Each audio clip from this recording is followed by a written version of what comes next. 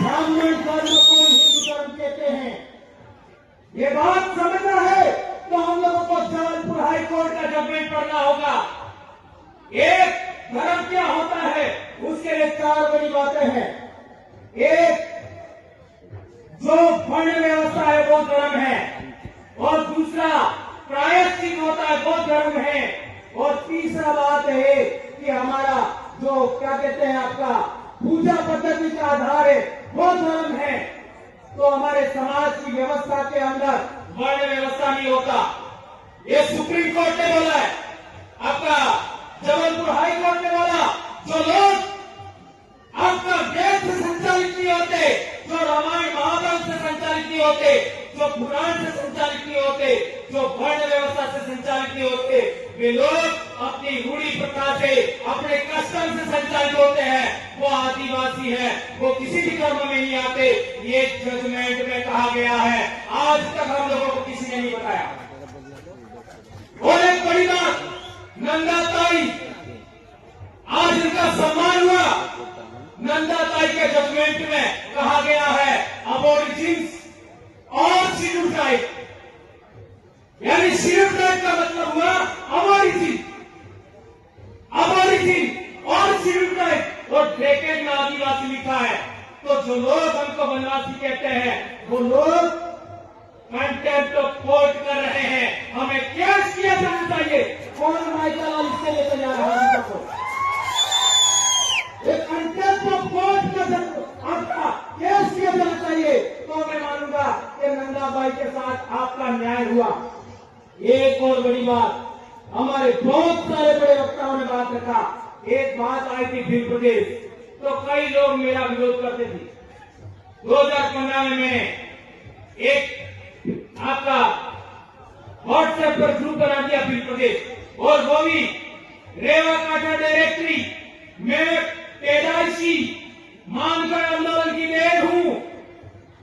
ये खराड़ी साहब पैदाइशी मानकर आंदोलन की देर है, और ये आपका जितना भी दक्षिणी राजस्थान और उत्तरी गुजरात का आदिवासी है, उत्तरी मध्य प्रदेश का आदिवासी है, मानकर आंदोलन की पैदाइश है। और मानकर आंदोलन का सबसे बड़ा उद्देश्य था भील राज कायम करना, और ये बात गुरु के इतिहास में लिखी हुई थी। उसी को आधार मान करके मैंने भील प्रदेश व्हाट्सएप ग्रुप बनाया। बहुत लड़ाई हुआ, लेकिन लड़ते लड़ते हम लोगों ने आज पूरे इलाके के अंदर ये बात फैलाने में कामयाब हुए। आज मेरे छोटे भाई चेतन वसावा ने बोला, आपने कितना इस्तेमाल किया।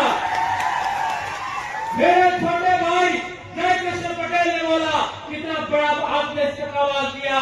और हमारे डामोर सर ने भी बात किया, आप लोगों ने इनको सर आंखों पे रखा। ये बात हम लोगों को आगे बढ़ाना है। लेकिन मेरा भील प्रदेश क्या है? मेरा भील प्रदेश एक राज्य से भी बड़ा है।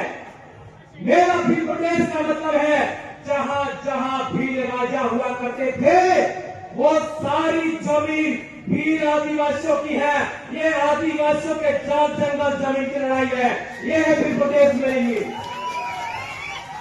भील प्रदेश का मतलब जहां जहां हमारा बाप दादा राजा महाराजा थे वो सारी जमीन हमारी है, चाहे वो आज की तारीख में कोई भी बैठा है। और एक बड़ी बात, हमारे लोग जो संसद में और विधानसभा में गए हैं, वे लोग जब हमारे समाज की एट्रोसिटी होती है, हमारे समाज का मर्डर हो जाता है, हमारे समाज के गांव उजाड़ दिए जाते हैं, हमारे समाज का पेशाब कर दिया जाता है मुंह पर, तब भी मुंह नहीं खोलते। उसका कारण क्या? ये बात महात्मा बच्चन की सर की स्पीच में, तो हमें जनप्रतिनिधि संरक्षण प्रणाली लागू करना होगा। जनप्रतिनिधि संरक्षण प्रणाली का मतलब क्या है? एक विधानसभा के अंदर करीब 500 लोग वोट करेंगे, जो जीतेगा वो चुनाव लड़ेगा, बात खत्म। एक लोकसभा में 700 लोग सभी गांवों के वोट करेंगे, और जो जीता वो चुनाव लड़ेगा, बात खत्म। यह है जनप्रतिनिधि संरक्षण प्रणाली। इसी के आधार पर हमारे लोग आगे बढ़ रहे हैं। और एक बड़ी बात कि ये लोग नहीं बोलते हैं, तो क्यों नहीं बोलते हैं? तो उनका सिलेक्शन उन लोगों ने किया है। इसलिए मैं कहना चाहता हूं, आदिवासी क्षेत्र से कांग्रेस भाजपा बाइकॉट। आदिवासियों की महाराष्ट्र में दूसरी पार्टी बनानी है, बनाओ। मध्य प्रदेश में बनानी है, बनाओ। गुजरात में बनानी है, बनाओ। जितनी बनानी है बना लो, लेकिन आपका कोऑर्डिनेशन करना, अलायंस करना, लेकिन कांग्रेस भाजपा बाइकॉट खत्म, टाटा बाय बाय। इसी तरीके से आदिवासी एकता कायम करना चाहते हो, रूढ़ी प्रथा बचाना चाहते हो, संस्कृति बचाना चाहते हो, तो तीनों धर्मों को भी बाइकॉट करना होगा। प्रकृति धर्म, आदिवासी धर्म, जो कहने को इंडिजिनस धर्म, ट्राइबल रिलीजन 1931 में था, पुनः लागू करो। जो करना है करो, जो राजनीति करो, लेकिन इनको आउट करना होगा। वो ज्यादा नहीं तो इस दिमाग से तो आउट करो। है मान्यवर ज्योति सर कह रहे थे, मेरी बेटी एमबीबीएस कर रही है, मेरा बेटा एमबीबीएस करना है, एक 9th क्लास में बेटा पढ़ना है। तीनों के सर्टिफिकेट के अंदर, स्कूल के अंदर आदिवासी लिखवाया मैंने। और मैंने नंदाबाई का एक रेफरेंस दिखा, वो कोर्ट में इसका जजमेंट लेके गया, ये आदिवासी लिखा है। और यदि आप नहीं लिखते हो, इस पर साइन करो, मैं आपके ऊपर कोर्ट ऑफ कंटेम्प्ट का केस ठोकूंगा। तो कैसी बात किया गया। और ये बात हो गया। एक अंतिम बात, हाँ, हमारे समाज के अंदर किसी का विवाह हो जाता है और किसी कारणवश आदमी महिला को प्राण से तो मिळाले, के अनाज क्षेत्रोटले मर्यादा सम्मान, महिला के साथ सम्मान नहीं करे और पोटली पे करके रोज बदमाशी करे, मारे पीटे, तो हमारे महिला को छेड़ा छूट लेने का हक था। Am I right? और छेड़ा छूट का मतलब तारे मारे मामलों खत्म। कभी बीसी बोली सके तो मर है काल कोई। यह बहुत बड़ी बात है दोस्तों। यह हमारी विवाह पद्धति, हमारी पूजा पद्धति, हमारी रूढ़ी प्रथा, कस्टमरी लॉ के लिए बहुत बड़ी बात है।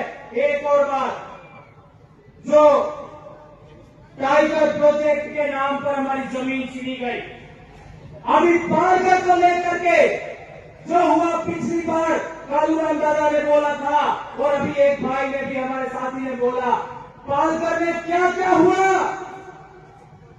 स्टैच्यू ऑफ यूनिटी पर क्या क्या हुआ, आपका केवड़िया में आपका क्या क्या हुआ, हसदेव में क्या क्या हुआ, मणिपुर में क्या हुआ।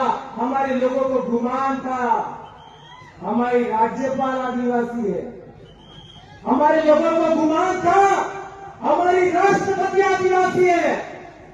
क्या किया? सिफर। इसमें मेरा विश्वास उठ गया है और मैं लंबे समय से कह रहा हूं, सरकार तेरी नौकरी लेना तो ले लो, मैं कभी चुनाव नहीं लड़ूंगा, लेकिन तुम्हारा बंदोबस्त करके छोड़ूंगा, नहीं छोड़ूंगा। और आदरणीय वसंत सर को भी कहना चाहता हूं, मैं जिंदगी में कभी चुनाव नहीं लड़ूंगा, लेकिन नेता पैदा करके छोड़ूंगा। मैं मेरे बाप की औलाद हूं, मैं मेरी मां की औलाद हूं और बाप की अकेली औलाद हूं मैं। और 2011 से इस बीमारी से पीड़ित हूं, फिर भी नहीं डरा मैं। कितना क्या क्या हुआ मेरे साथ, खंड साहब को पूछ सकते हैं आप लोग। एपीओ किया, निलंबित किया, क्या कर लोगे? लाखों लाख प्रमाण पैदा हो गए।